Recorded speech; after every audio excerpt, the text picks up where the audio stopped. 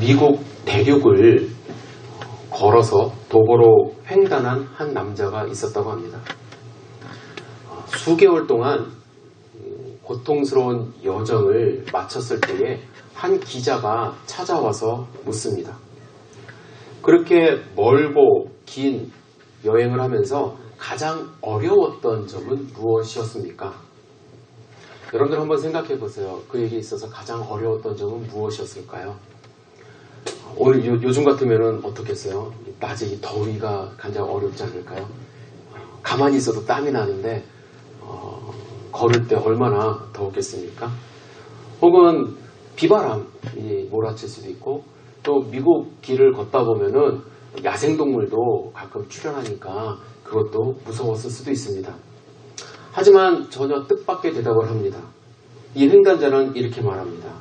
네, 가장 어려웠던 일을 생각해 보면 그것은 신발 속에 들어오는 모래알들이었습니다. 신기하죠, 여러분? 걷는 순간에는 무더위도 추위도 이길 수 있는데 신발 속에 들어오는 모래는 자기를 너무나도 괴롭힌다는 얘기예요. 그거를 털어내지 않고는 계속해서 걸을 수 없다는 얘기입니다. 제가 몇 번 말씀드렸지만 순례자의 길을 걷는 사람들도 마찬가지예요. 순례자의 길을 걷는 800km를 30일 동안 걷는데 그 길을 걸으면서 가장 관리를 많이 하는 것이 발입니다. 발에다가 바세린도 바르고 신발도 편한 거 신으려고 노력하고, 왜 그러냐면 작은 물집 하나가 자꾸 아파오니까 몸의 균형을 잃게 합니다. 몸의 균형을 잃으면은 허리가 아프고 어깨가 결리기 시작하고, 그래서 지속적으로 걷지 못하게 만들죠. 오늘 본문은 지난주에 우리가 난공불락이었던 여리고성을 정복했던 이스라엘 백성이 아이성 전투에서 혼비백산에서 도망가는 장면이 나옵니다. 오늘 본문을 보면요, 아이성 전투에서 패배한 이유를 우리가 발견할 수 있는데, 그것은 아이성의 전력이 뛰어나기 때문에, 그들의 숫자가 많아서 여리고성처럼 튼튼하기 때문이 아니라 그들의 발에 들어온 보이지 않는 모래와 같은 이유들 때문에 그들은 실패한 것입니다. 제가 이 잘 보이지 않고 잘 느끼지 못하기 때문에 모래와 같다는 표현을 했지만, 여러분들 이런 일들을, 오늘 제가 나누는 일들을 여러분들 삶 속에서 잘 보지 못하고 관리하지 못하면 아주 작은 일에 실패하는 것을 경험할 수밖에 없습니다. 이스라엘 백성은 이 자그마한 일들을 잘 관리하지 못한다고 한다면 가나안 땅을 정복하기도 전에 그들은 뿔뿔이 흩어지고 무너질 수밖에 없는 것입니다. 그들의 실패의 원인을 여러 가지로 살펴볼 수 있겠지만 저는 두 가지로 요약해보고 싶습니다. 첫째는 교만입니다. 교만은요, 아주 합리적인 생각으로부터 찾아옵니다. 두 번째 정복해야 되는 아이성은 이 첫 번째 여리고성에 비하면 아주 초라한 성입니다. 아이라는 이름 뜻도 히브리어로 폐허 혹은 자네를 의미한다고 합니다. 그리고 성 안에 사는 사람은 남녀를 합쳐서 겨우 약 12,000명쯤? 되게 작은 성이에요. 여호수아는 여리고성을 정복했을 때 했던 것처럼 정탐꾼을 또 보냈습니다. 이 사람들이 돌아와서 하는 말이 우리가 함께 읽은 3절의 말씀입니다. 제가 다시 읽겠습니다. 3절에 보시면 여호수아에게로 돌아와 그에게 이르되 백성이 다 올라가게 하지 말고 이 3,000명만 올라가서 아이를 치게 하소서. 그들은 소수이니 모든 백성을 그리로 보내어 수고롭게 하지 마소서 하므로. 정탐꾼들의 이 보고는요, 어떻게 보면 합리적일 수 있습니다. 애 어른 다 합쳐서 12,000명쯤 되니까 우리 군사 한 3,000명쯤, 2,000명쯤 올라가면은 충분히 할 수 있습니다. 그동안에 우리 군사들이 힘들고 어려웠으니까 좀 쉬게 합시다. 한편으로는 옳은 말일 수도 있습니다. 하지만 우리가 비교해 봐야 될 게 있습니다. 2장에서요. 여리고성을 정탐하고 돌아온 정탐꾼들과는 너무나도 다른 내용입니다. 2장에서 정탐꾼들은 뭐라고 보고했냐면 이렇게 보고합니다. 또 여호수아에게 이르되 진실로 여호와께서 그 온 땅을 우리 손에 주셨으므로 그 땅의 모든 주민이 우리 앞에서 간담이 높더이다 하더라. 2장에서는요. 하나님이 지금 어떻게 했는지를 발견하고 돌아왔어요. 하나님의 일을 바라보면서 준비한 것이죠. 그러나 지금 7장에서는 하나님이 어떻게 했다는 얘기가 전혀 없습니다. 즉 정탐꾼들은 이제는 우리가 전쟁할 수 있고 우리 힘으로 충분히 이길 수 있다라고 생각하고 보고한 것입니다. 여러분 교만이 뭐라고 생각하십니까? 교만. 말이 좀 이렇게 뭐랄까요? 되게 어투 자체가 교만 그러면은 되게 우리는 안 할 것 같은, 우리랑 별로 상관없는 것 같은 그러한 느낌이잖아요. 그런데 이 교만은요 너무나도 쉽게 우리에게 찾아옵니다. 어떻게 찾아오냐면 하나님 없이도 살 수 있다라는 생각으로 찾아와요. 그래서 교회에서는 어떠한 사람을 교만한 사람이라고 이야기를 하냐면 물론 뭐 자기 잘난 맛에 사는 사람도 그렇다고 표현할 수도 있지만 신앙적으로 따져보면 어떤 사람이냐면 기도하지 않는 사람을 교만한 사람이라고 이야기합니다. 왜냐하면 하나님 없이도 살아갈 수 있다고 생각을 하기 때문에 하나님 없이는 절대로 못 산다라고 생각하는 사람은 하나님께 매달릴 수밖에 없어요. 그런데 이제는 나 혼자 살 수 있어. 여리고성 정복했으니까 아이성 그쯤은 하나님께 물어보지 않아도 돼.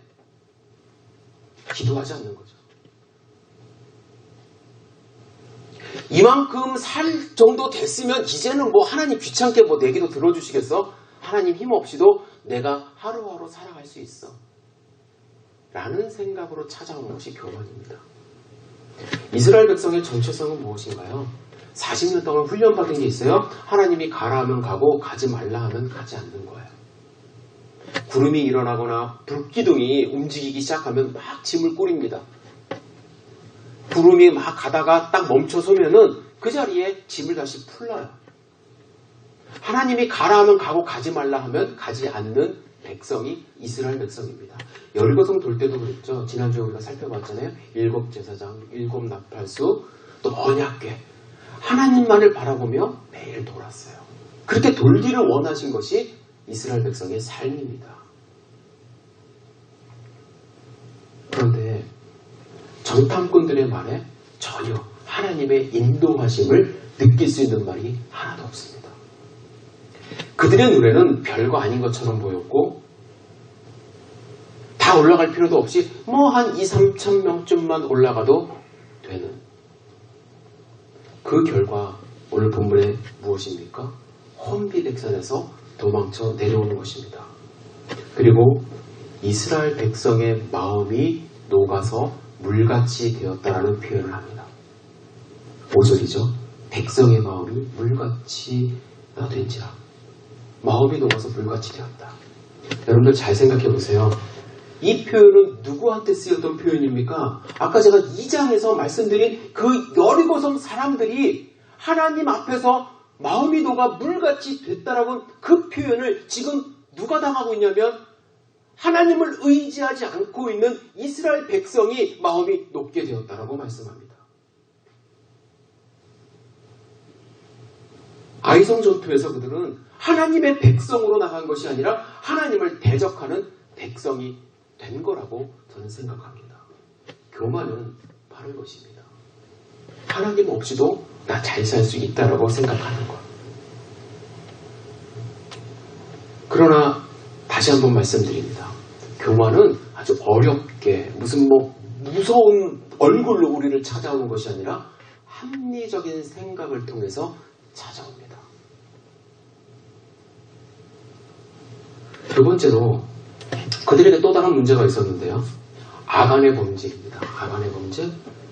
아간의 범죄는 군인이 63만 명쯤 됐거든요. 60만 명이 넘는 사람 중에 한 사람이기 때문에 별거 아닌 것처럼 생각할 수 있습니다. 정말로 작은 모리알처럼 생각할 수 있습니다. 그냥 아무것도 아닌 것처럼 넘어갈 수 있었습니다. 그런데 하나님은 이 아간의 범죄는 단순히 한 사람이 잘못한 것이 아니라고 말씀하십니다. 오늘 읽지는 않았지만 11절 함께 읽겠습니다. 11절. 거기 나오죠. 따옴표에 되어 있는 거. 시작. 이스라엘이 범죄하여 내가 그들에게 명령한 나의 언약을 어겼으며 또 그들이 온전히 바친 물건을 가지고 도적질하여 속이고 그것을 그들의 물건들 가운데 두었느니라. 자, 하나님은 이 아간의 범죄를 개인의 일탈로 보지 않으셨어요. 이스라엘 민족이 하나님께 범죄한 것으로 보셨습니다. 그러면 아간이 어떠한 죄를 범했길래 하나님이 이렇게 온 이스라엘이 범죄했다라고 진노하셨을까요? 먼저 그는 하나님의 것을 구별하지 못했어요.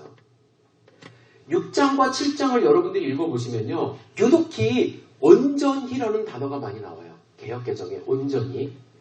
6장에 3번이 나오고요. 7장에는 8번이나 반복해서 등장을 합니다. 여기서 온전이라는 단어는 히브리어로 헤렘이라는 단어로 금지된, 구별된 물건이라는 뜻을 갖고 있습니다. 금지된 거예요.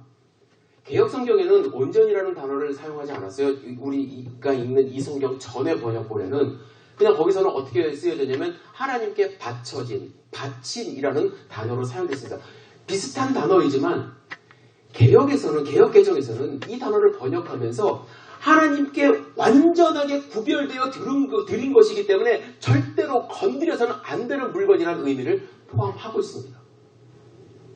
온전히는 그런 의미예요. 밴드된 것.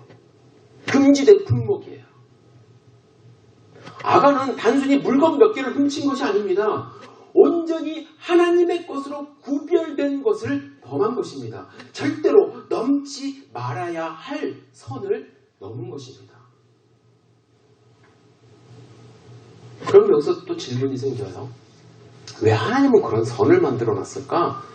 지난주에도 말씀드렸듯이 왜 하나님은 아담과 하와에게 좀 이따도 말씀드리겠지만 선악과를 주셔갖고 그걸 왜 범죄하게 만들었을까?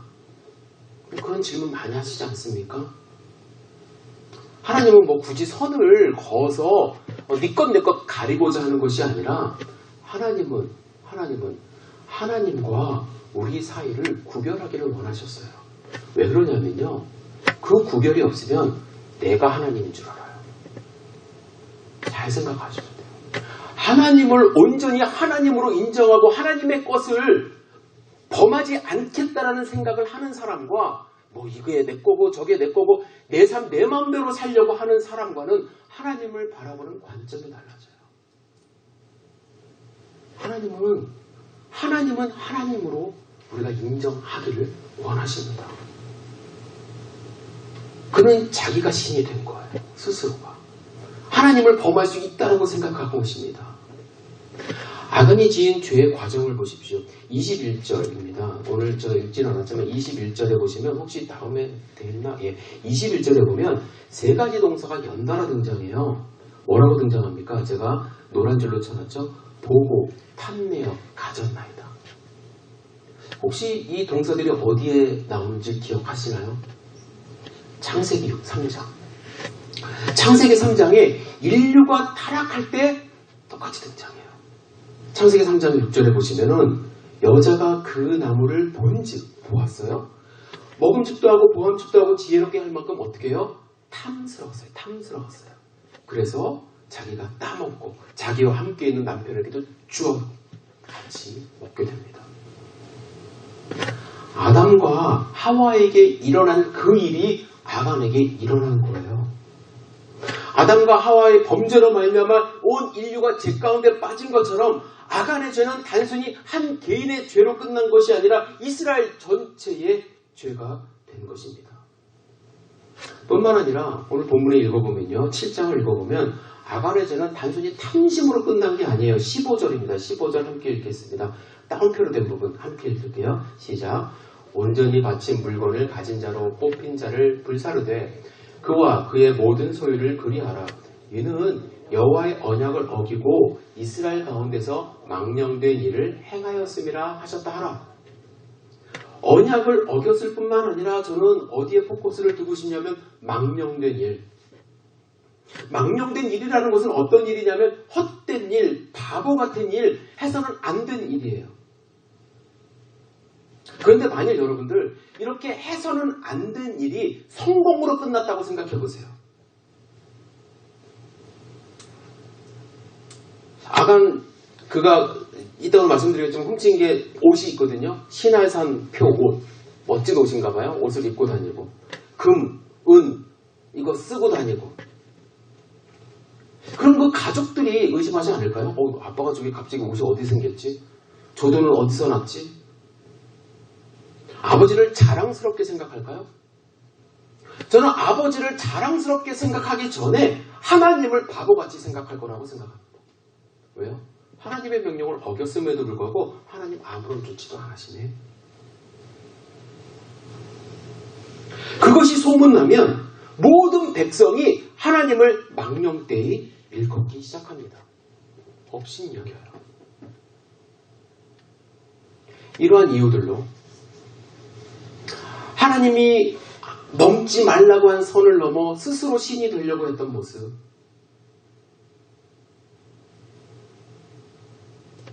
뿐만 아니라 자기의 범죄로 끝난 것이 아니라 망령된 일을 해서 많은 사람들에게 잘못된 영향력을 끼치는 그 모습, 이런 이유로 해서 이스라엘 백성은 요단을 건너고 여리고 성을 무너뜨렸지만 작은 성 아이에게 참패를 당합니다. 여러분, 우리도 살다 보면요, 큰 일에는 성공을 하는데 오히려 아주 작은 일에 실패하는 경우가 많이 있습니다. 그 원인을 살펴보면 교만과 죄 때문에 실패하는 경우를 우리는 발견할 수가 있어요. 생각지도 못한 부분에서 우리는 실수를 하고 실패를 합니다. 큰일은 정말 열심히 기도도 하고 막 40일 금식기도 하면서 아침에 무슨 기도까지 하면서 준비하다가도요, 아주 작은 일을 아무런 기도 없이 증명했다가 실패하는 경우를 우리는 경험할 수 있습니다. 그러면 어떻게 해야 될 것인가? 어떻게 해야 될 것인가? 그냥 실패했다고 거기서 주저앉고 다 뿔뿔이 흩어질 것인가? 저는 오늘 본문을 통해서 그들이 이 상황을 어떻게 극복했는지를 발견하는 것 더 중요하다고 생각합니다. 아주 유명한 학자, 저술가죠. 노만 빈센트 필 박사. 혹시 여러분들 한 번쯤은 들어보셨을 거예요. 긍정적 사고방식이라는 책에서 실패에 대해서 이렇게 말합니다.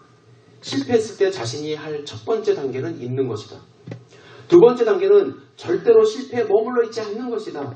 셋째 단계는 절대로 실패를 받아들이지 말라. 그 다음에는 실패한 것으로 돌아가 실패를 통해서 배울 수 있는 것을 배워야 한다. 실패에 머물러 있지 말래요. 실패에 이게 잊으라는 얘기는 제가 그렇게 받아들였어요.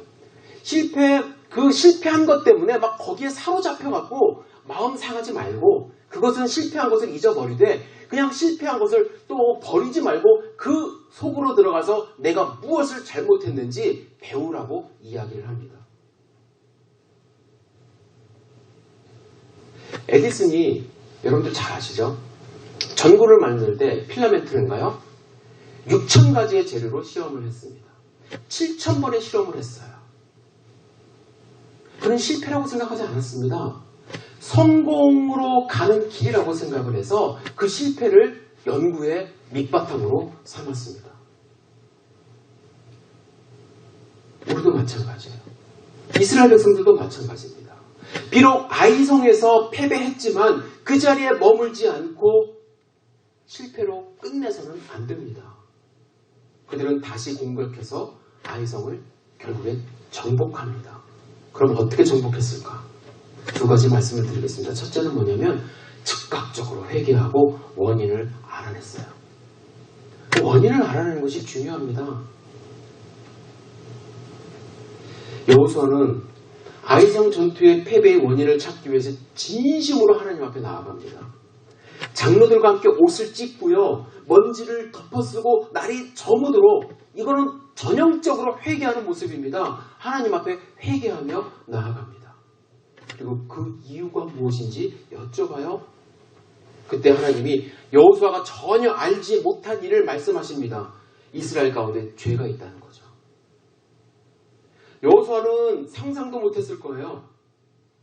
백성들에게 그렇게 주의 주고 그렇게 하나님의 명령이라고 절대로 건들지 말라고 했는데 이런 일이 일어난 것에 대해서 그는 상상을 하지 못했을 것입니다. 우리의 실수, 우리의 잘못은요, 우리가 생각하지 못하는 부분에서 생겨날 가능성이 너무나도 많아요. 제가 처음부터 말씀을 드리죠. 정말 생각지도 않은 모래알 하나가 내 삶에 들어와서 우리의 몸의 균형을 잃게 할 수 있다는 거예요. 그것을 발견하는 것이 참 중요합니다. 겸손히 하나님 앞에 엎드려서 그 이유를 알아내려고 하는 노력이 필요합니다. 2000년 7월 25일에 프랑스에서 미국으로 오는 그 에어프랑스 459평 콩코드 여객기가 이륙한 지 2분도 안 돼서 화재 때문에 추락하는 사고가 일어났습니다. 이 사고로 승무원, 승객 109명이 전원 사망하고 비행기가 추락한 그 호텔의 직원 4명도 사망을 했습니다. 이 원인이 무엇이었는지 여러분들 아십니까? 아주 철저하게 조사를 해보니까 활주로에 떨어져 있던 길이 40cm 가량의 쇳조각, 다음, 요게 문제였대요. 이 쇳조각이 어디서 떨어졌냐면 그 앞에 출발한 비행기 엔진 덮개에서 떨어져 나온 작은 부품이었다고 합니다. 활주로를 달리던 콩코드가, 이 여객기가 이 쇳조각을 밟으면서 이 타이어가 터져버립니다. 그리고 그 파편이 연료 탱크를 강하게 가격해서 화재가 일어난 거예요. 정말로 모래알과 같은, 비행기로 따지면 모래알과 같은 작은 이유로 수많은 사람이 죽게 됩니다. 이 원인을 알게 된 후에 공항들에서는 난리가 납니다. 그래서 철저하게, 그전에도 그랬지만 더욱더 철저하게 활주로를 검색하기 시작합니다. 그래서 제가 인천공항에서는 어떻게 하는지 보니까 이렇게 해요. 이런 차들이 7대인가요? 7대가 줄을 지어서 하루 종일 다닌대요. 시간을 맞춰서. 한 활주로당 6시간에 한 번씩. 24시간 교대로. 그래서 작은 모래알과 같은 저런 부품이 떨어져 있나 확인하면서 다닌다라고 이야기를 합니다. 우리가 교만에 빠져서 하나님의 말씀을 듣지 않고 정말 작은 실수가 일어나서 우리의 삶이 정말 힘들어지지 않게 하기 위해서는 우리도 겸손하게 주님 앞에 엎드려 주님의 음성을 듣는 신앙생활이 필요하다고 저는 생각을 합니다. 작은 실수 할 수도 있지만 그 실수를 발견하고 다시 하지 않는 것이 저는 더 중요하다고 생각합니다. 두 번째로는 그 원인을 알았다면 반드시 제거해야만 합니다. 제거해야 돼요. 하나님은 그 원인을 제거하기를 원하셨어요. 그래서 아간과 그의 가족을 전멸하라고 말씀하셨습니다. 온전히 바친 물건을 가진 자로 뽑힌 자를 불사르되 그와 그의 모든 소유를 그리하라. 이는 여호와의 언약을 어기고 이스라엘 가운데서 망령된 일을 행하였음이라. 많은 분들이 이 장면에서 의문점을 갖습니다. 훔친 물건을 다시 빼앗고 적당한 처벌을 주면 되지 아간과 그의 가족을 돌로 쳐 죽이는 것은 아간이 잘못한 것은 알지만 조금 너무 심한 거 아닌가? 그런 생각 많이 하시죠? 왜 이런 생각을 하냐면요. 이 당시의 상황을 생각해보면 아간의 마음이 조금 동정이 가기 때문에 그래요. 동정심이 생겨요. 여러분 40년 동안 광야에서 살았어요. 변변하게 입으면서 살았을까요? 옷 좋은 거 없었을 거예요 아마. 그런데 어느 집에 들어가 보니까 신할 3표, 제가 이게 신할 3표가 얼마나 좋은 건지 모르겠지만 성경에 이렇게 나와 있는 걸로 봐서는 명품인 것 같아요. 신할 3표 옷을 딱 봤습니다. 그 옷이 너무나도 좋아서 갖고 싶었던 거예요. 이 구질구질한 옷을 벗고 깨끗하고 멋있는 옷을 입어보고 싶었을 것입니다. 그 옷을 갖고 나니까 그 옆에 있던 은과 금도 눈에 들어왔어요. 여러 가지 생각을 했겠죠. 이 정도의 돈과 또 이 정도의 은과 금이라고 한다면 우리 가족이 좀 편안하게 살 수 있을 거야. 전리품을 온전히 하나님께 바쳐야만에도 불구하고 자기 장막에 몰래 갖고 와서 숨겼습니다. 이러한 상황을 그에게도 좀 감정을 이입해보면 이해되는 측면이 없지 않아 있어요. 40년 동안 힘들게 살았으니까 그에도 그런 욕심이 좀 생겼겠지. 이러한 의미는 신약의 아나니아와 삽비라 사건에도 동일한 감정이 생깁니다. 제가 오늘 아나니아와 삽비라를 설명할 틈은 없습니다. 시간은 없으니까 나중에 설명을 해드리겠는데 아나니아와 삽비라의 잘못도 우리는 알아요. 하지만 좀 그를 동정하고 싶은 것은 뭐냐면 변명할 기회나 회개할 틈도 주지 않고 하나님의 생명을 빼앗아 가져가 버리신 거예요. 여러분들 그런데 이런 의문이 들고 동정이 드는 이유를 잘 생각해 보시기 바랍니다. 그것은 무엇보다도 나도 아간이 될 수 있고 나도 아나니아와 삽비라의 모습이 될 수 있기 때문에 그런 형벌을 내리는 것에 대해서 좀 아찔하다는 생각이 들어요. 나도 충분히 그런 자리에 있을 수 있는 사람이기 때문에 하나님이 좀 봐줘야 되는 거 아니라는 그러한 생각을 하게 합니다. 그런데 여러분 잘 생각하셔야 돼요. 더 깊숙한 곳에서는 어떠한 이유가 있냐면요. 하나님보다 보이지 않는 하나님보다 인간의 생명이 더 소중하다는 가치관이 있기 때문에 그렇습니다. 물론 여러분 인간의 생명, 우리의 생명 소중합니다. 그래서 하나님이 독생자 예수를 보내주셔서 우리를 구원해 주셨어요. 하지만 절대로 여러분들이 잊지 마셔야 될 게 인간의 생명이 여러분들 자신이 내 자신이 하나님보다 앞설 수는 없습니다. 인본주의와 신본주의를 잘 구분하셔야 돼요. 우리는 은연중에 하나님보다 우리의 생명을 앞세워요. 혹시 아간의 범죄가 이해되고 아간의 심판에 대해서는 마음이 불편한 것은 제가 그랬거든요, 과거에. 그가 불쌍하다는 그런 마음보다는 보이지 않는 하나님보다 인본주의적인 생각, 인간이 먼저다, 우리의 생명이 먼저다라는 생각이 나를 지배하고 있는 것은 아닌지요. 물론 여러분들 역사적으로 보면요, 하나님의 명령이라고 하면서 인권을 유린하는 흔적들이 많이 있습니다. 그건 절대로 저는 해서는 안 되는 역사적인 사건들이라고 생각을 해요.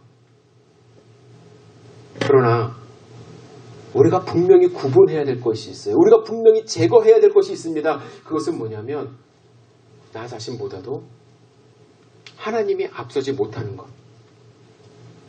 만약에 우리의 삶 가운데 하나님의 백성으로서 산다고 말은 하지만 하나님이 앞서지 못하고 내가 앞서기 시작하고 나의 생명이 더 앞서기 시작한다면 하나님의 백성이라고 살아가지만 그것은 하나님의 백성의 삶이 아니고 하나님 백성의 정체성을 이미 잃은 그러한 삶임을 여러분들 깨달으셔야만 합니다.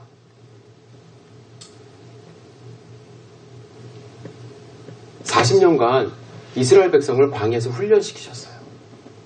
요단을 건너게 하시고 여리고성을 무너뜨려 주셨습니다. 그런데 이스라엘 백성은 하나님보다 자신을 우선적으로 생각하는 인본주의적인 생각에 물이 들기 시작하고 있었던 것입니다.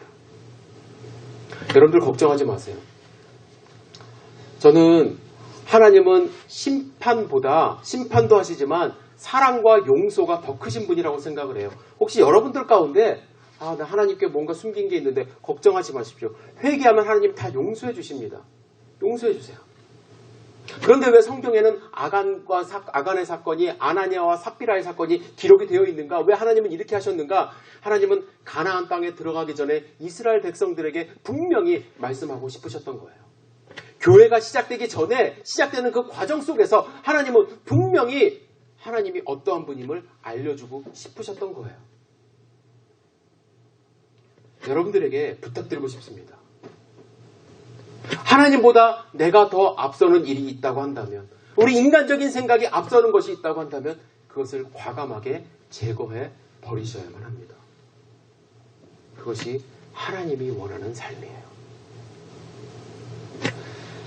인거솔이라고 하는 무신론 철학자가 있었습니다. 그는 어느 강연을 가든지 하나님이 없다라고 외치는 사람이에요.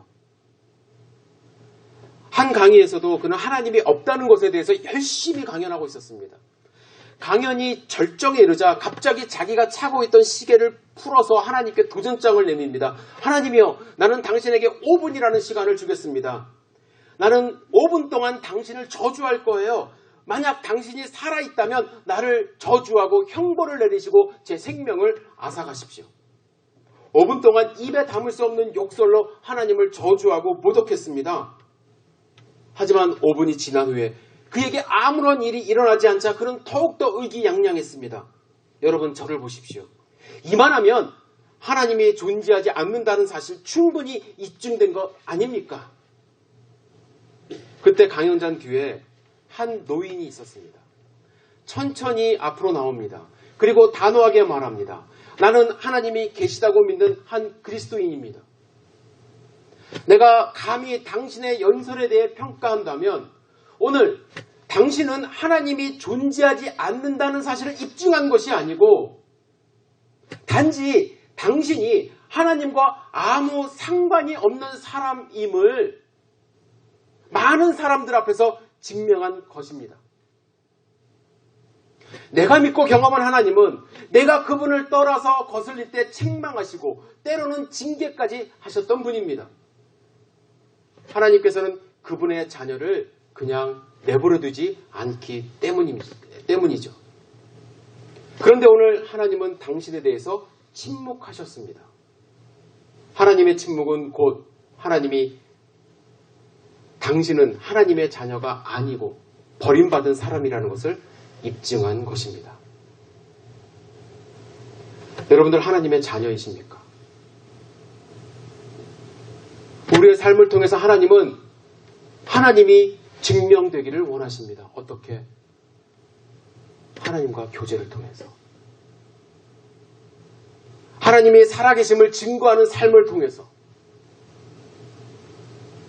때로는 우리가 실패할 수도 있고 하나님 앞에서 죄를 범할 수도 있습니다. 그러나 그것으로 끝나는 것이 아니라 그것을 제거하고 없애고 회개하고 다시 하나님 앞에 한 걸음 다가가는 삶을 통해서 하나님은 아이성에서의 실패를 극복하고 다시 아이성을 정복하여 하나님의 백성으로서 살아가기를 원하십니다. 우리는 약합니다. 우리는 정말로 작은 모래알과 같은 그러한 실수로 넘어질 수 있고 힘들어질 수 있습니다. 그러나 하나님은 여러분들을 자녀 삼아주셨고 여러분들의 손을 붙잡고 끝까지 가기를 원하십니다. 그 사실을 믿으시고 하나님이 계심을, 하나님의 자녀임을, 하나님의 사랑받는 자녀임을 증거하며 승리하는 삶 사시기를 주님의 이름으로 축복합니다.